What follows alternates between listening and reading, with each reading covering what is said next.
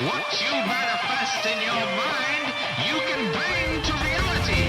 So there's a new superhero movie out, and it's not, well, it is a Marvel movie, but it's not produced by Marvel. It's produced by a company which has been spamming my Instagram account with copyright violations because I used a sound effect for ocean waves that apparently the professional company that makes this music uses these sound effects from GarageBand and then copyrighted them, and now I'm getting flagged for my painting videos. So if you see any of those missing, thank the production company of this movie.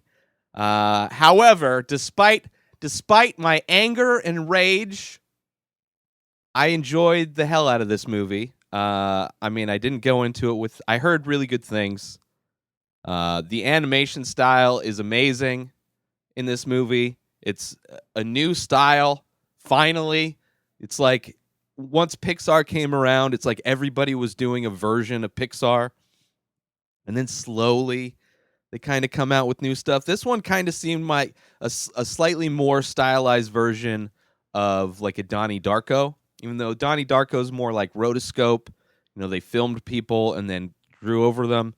I don't know if they used real people to model the movements or not, but a lot of it looked great, man. But the animation, I love it. I would love to see a series. Hopefully they come back with a sequel to this one. Just forget The Amazing Spider-Man. Let Marvel keep doing their Spider-Man. I'm good with two. You got an animated one, which I would more than love to follow Miles Morales on his journeys as the Spider-Man. And then let Marvel keep doing the greatness that they're doing. But I also enjoyed how many different versions of the Spider-Man there were. I don't know. I would imagine, from what I've heard, reviews of this movie from much more knowledgeable people, they've said that this movie is packed full of just details that reference classic Spider-Man and pretty much everything that kind of came in to make this movie. Like all the references and all the different... So I would imagine they're all legit, which, the small amount of time that I was into comics and really going to buy them and read them, I definitely got opened up to the world of comics. And especially one thing I enjoyed, which a lot of comics I noticed do, is this multiverse. It's very common. Black Science, what is that? There's a comic book series that Keith and I reviewed, Law Dog. That one's like multiverse, different universes. So very common theme, I would say, in the comic book ethos, the comic book art form, is to have multiple universes, which, since comic books get rebooted, far more than movies do. There's like constantly a new version of a popular character coming out. Which, for comics, I love. For movies, I would, I don't mind new stuff. I mean, I love this. Spider-Man. I really do. I love it. It is funny how similar this Spider-Man and Thor Ragnarok are to, like, Deadpool. How, like, they're writing characters more quippy and funny. This one, not so much, as like Thor Ragnarok was just way too much. It's like Thor went from having zero personality to being like, now he's gorgeous and a perfect personality, and it's like, oh, this is bullshit. It's like they just dipped it in candy, and now it's just I get a stomach ache when I watch it. But people like it, and this one I think is a little bit better done.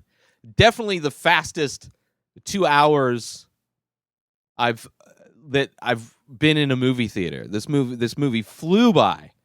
They didn't go in depth on the villains, but because it's animated, you can get away with a lot more in animation. The scenes where he's like flying and all the action scenes, you can do a lot more. Kind of like The Last Airbender, the animated series. Just, it's so much fun. And just anime as a whole genre of stuff, which I'm not necessarily into, but because it's animation and the style so much, this movie pays homage to the art form for which it is based, giving a lot of looks that are similar to the comic book styles, especially the older styles, the newer styles, even the different Spider men and women and things, they're all different. It's just so much fun, and you can go into this movie baggage free. You don't have to worry about universes and who's doing what. It just dips you into the story where it's like you don't necessarily have to know everything that's going on, but it's a lot of fun. And I would definitely love to see this continuing. But from what I've heard, since I'm not a huge comic book fan, especially superhero comic books, as a reader, there's apparently in this movie just chocked full of like Easter eggs and details that, but the story isn't hinged on it. They don't do the thing that DC does where it's like you have to understand the references in the screen to know what the fuck is going on. Where this one, it's just added enjoyment. If you are knowledge about this character in this universe, then you will get even more enjoyment out of it than the base just great storytelling and animation. So I love that. But yeah, so Spider-Man into the universe, into the Spider-Verse. It would have been fun to see.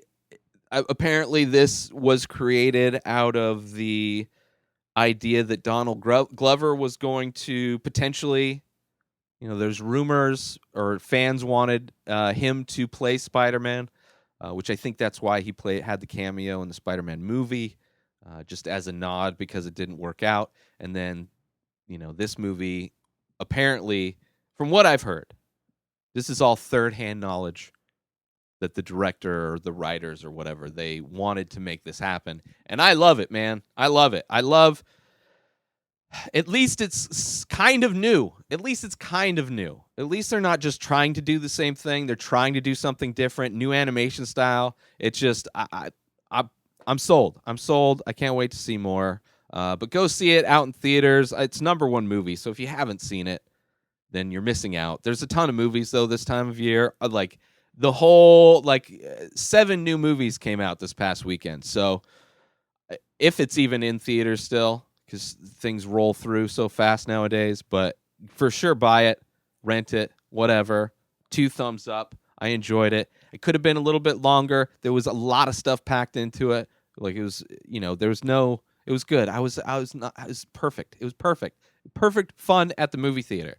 But new shows, new episodes of this episode. New episodes of this show come out every day.